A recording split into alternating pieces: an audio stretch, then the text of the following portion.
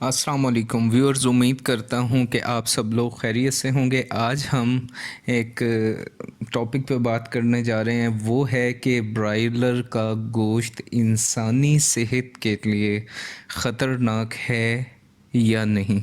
इसको आप ज़रा तवज्जो से सुनिएगा। बहुत बड़ी गलतफहमी हमारे माशरे में इसके मुतालिक पाई जाती है। मैं बिल्कुल कोशिश करूँगा कि मुख्तसर वक्त में आपको ये क्लियर कर सकूँ कि ये नुकसानदेह है या नहीं। पहली बात, ब्रायलर जेनेटिकली ये अहलियत रखता है कि कम वक्त में वो अपना वज़न उठा ले, ये उसमें सलाहियत है। अब हमें करना क्या होता है, हमने उसकी ये खूबी देखी और इस खूबी से हमने उसका चूज़ा अपने फॉर्म में डाला और हमने उसको बड़ा करना शुरू किया। जबकि दूसरी ब्रीड 35 से 40 या 45 दिन के दौरानिया में इतना वेट करने की सलाहियत नहीं रखती जितना ब्रायलर रखता है। लेकिन ये फीड का कमाल नहीं है उसका वज़न करना, या ये किसी ऐसे स्टीरॉयड हार्मोन का कमाल नहीं है कि वो इतना वज़न गेन कर रहा है। ये कमाल है उसकी अपनी ब्रीड का, जो उसे विरासत में मिली है, जो उसको अल्लाह ने दी है। ये अब अगली चीज़ आपको समझाने की कोशिश करता हूँ कि इसका गोश्त हम इंसानी सेहत के लिए मुज़र कैसे बनाते हैं। ब्रायलर को दी जाने वाली फीड, उसके आपके पास दो सोर्स हैं। एक को हम बोलते हैं एनिमल बाय प्रोडक्ट और दूसरे को हम बोलते हैं वेजिटेबल सोर्स। आपने बड़ी कंपनीज़ देखी होंगी, उन्होंने अपने बाकायदा ये टाइटल इसका लगाना शुरू कर दिया कि हमारे बर्ड वेजिटेबल फीड खाते हैं। वेजिटेबल सोर्स ये हुआ करता है कि आपका सोयाबीन, कैनोला मील, गवार मील, ये प्रोटीन के जो मेन सोर्स हैं, इनसे उसकी ग़िज़ाई ज़रूरियात जो उसको मुख्तलिफ अपने स्टेज पे ज़रूरत होती है, स्टार्टर पे, ग्रोअर पे, फिनिशर पे, यहाँ से ये ली जाती है। मकई, सोयाबीन, कैनोला मिल, गवार मिल और rice polish oil, cooking oil, जो ये आप अगर अपनी भी फीड तैयार कर लें वेजिटेबल सोर्स की, तो इससे ब्रायलर आपका उतना ही वेट गेन करेगा जितनी आप कमर्शियल फीड डाल के कर रहे हो।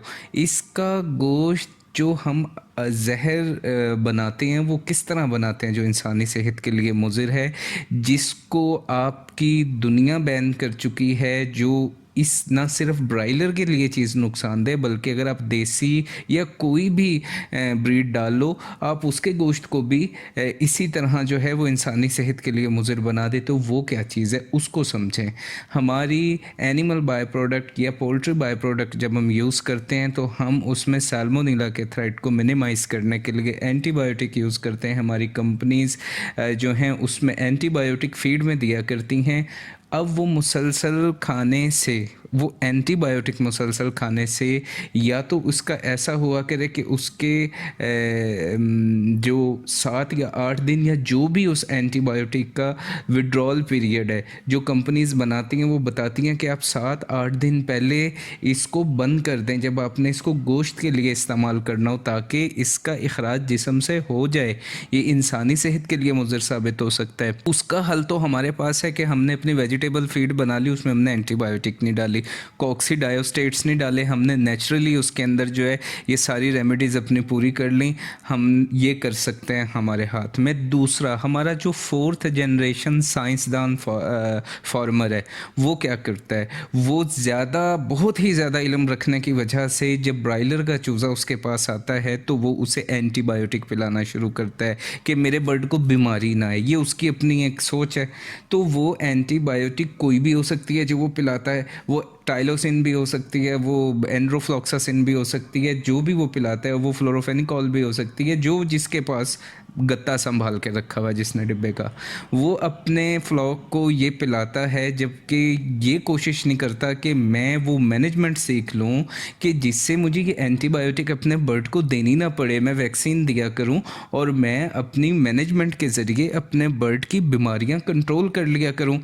अब होता यह है कि उसकी मिसमैनेजमेंट की वजह से एक दिन से लेके जब तक चूज़ा फॉर्म में रहता है, उसकी मोर्टेलिटीज़ हुआ करती हैं, एक के बाद एक बीमारी असरअंदाज हुआ करती है, और इसी तरह एक के बाद एक दवा वो देता चला रहा होता है। एट द एंड वही गोश्त मार्केट में आके बिक जाया करता है। ब्रायलर बाज़ लोगों ने माजी में कहा कि हमने इसको अपने घर में रखा, ये देखें ये 3 महीने का हो गया, इसने तो वज़न ही नहीं उठाया।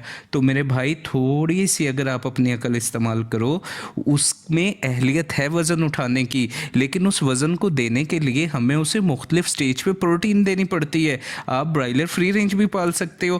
प्रोटीन हमें जैसे स्टार्ट में अगर हम उसको स्टार्टर के चूज़े को जो उसको हमने 30 या 35 दिन में तैयार करना है, हम 22 से 25% के दरमियान वेजिटेबल सॉस की सोर्स पे प्रोटीन दिया करते हैं, जबकि आपकी कमर्शियल फीड जो है वो 18 से 20 तक रहती है।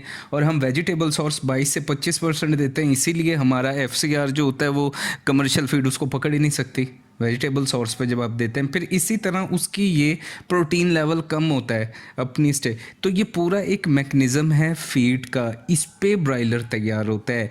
अब मुज़िर सेहत हैं उसके आप जो सोर्स इस्तेमाल करते हो, जैसे बता दिया मैंने, कॉक्सीडायोस्टेट्स हुए, आपकी एंटीबायोटिक्स हुई, आप उनको इस्तेमाल करके गोश्त को खुद से आप इंसानी सेहत के लिए मुज़िर बनाते। कहा जाता है कि ये खुद नहीं चल सकता तो ये और को कैसे चलाएगा। मेरे भाई अगर वज़न ज़्यादा हो उसको, अब ये देखा गया कि वो कम टाइम में वेट गेन कर रहे हैं, हमने हाई प्रोटीन दे के उसको उसकी जो ग़िज़ाई ज़रूरियात थी वो उसको दे के उसे हमने शॉर्ट टाइम में बड़ा कर लिया। उस पर वज़न चढ़ जाने की वजह से उसमें वैसी फुर्तीली आ सकती ही नहीं है जैसी आपके गोल्डन मिस्र के अंदर हुआ करती है।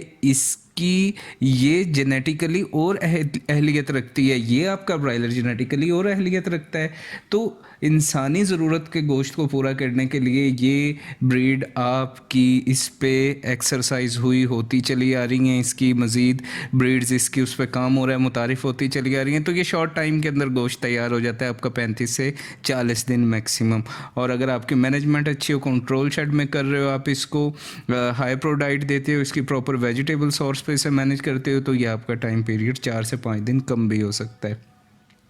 तो ये एक गलत फहमी आप दूर कर लें अपनी कि इसका गोश्त जहर है। जहर बनाता है इसका गोश्त फार्मर ख़ुद ना इल्म रखने की वजह से, बल्कि अगर वो अपने घर में इस्तेमाल करता है ये उसके लिए भी नुकसानदेह। इसी तरह अंडे वाली मुर्गी भी है कि उसकी जब बीमारी आती है तो एंटीबायोटिक हो रही होती है, कंपनियां बाकायदा लिखती हैं कि आप इसको इस्तेमाल ना करें। इस अंडे को 4, 5, 6 या 7 दिन जो उन्होंने टाइम दिया होता है, लेकिन हम वो बेच रहे होते हैं। इसमें मुर्गी का भी कसूर नहीं है, इसमें जो वो फीड खा रही है उसका भी कसूर नहीं है, इसमें आपका कसूर है। आपको मैनेजमेंट का क्यों नहीं आपने सीखा? आप फार्मिंग करने जा रहे हो, लाखों इन्वेस्ट करने जा रहे हो, आपको पता ही नहीं है और आप करने जा रहे हो।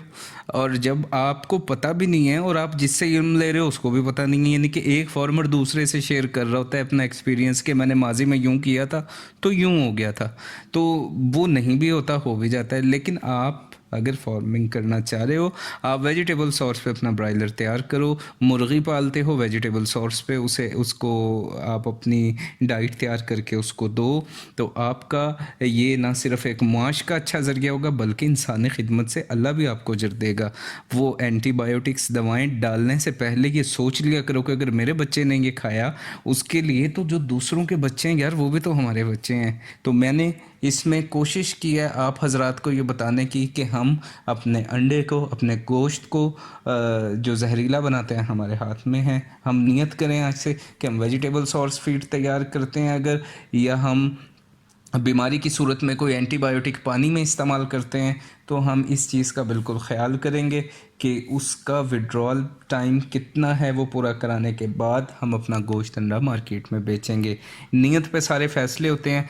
ये देखने में शैतान हमें दिखा रहा होता है नुकसान, अगर आप इंसान के फ़ायदे की नीयत कर लो तो ये अल्लाह का वादा है कि आप उसकी मखलूक के लिए जैसा सोचोगे अल्लाह आपके साथ वैसा मामला कर देंगे। उसकी मखलूक का बेहतर सोचो, अल्लाह आपके साथ कभी बुरा नहीं होने देगा, आपका मुआशी नुकसान नहीं होगा। ज़रूरत है सीखने की, सीखो। जहाँ से सीखते हो इसको किसी अच्छे प्लेटफॉर्म से सीखो, इसकी ट्रेनिंग लो। ब्रायलर फ्री रेंज में भी पल सकता है, ब्रायलर आपके कंट्रोल शेड में भी पल सकता है। इसकी ट्रेनिंग लो प्रॉपर, फिर काम करो, हंसी खुशी रहोगे, इसमें तरक्की करोगे।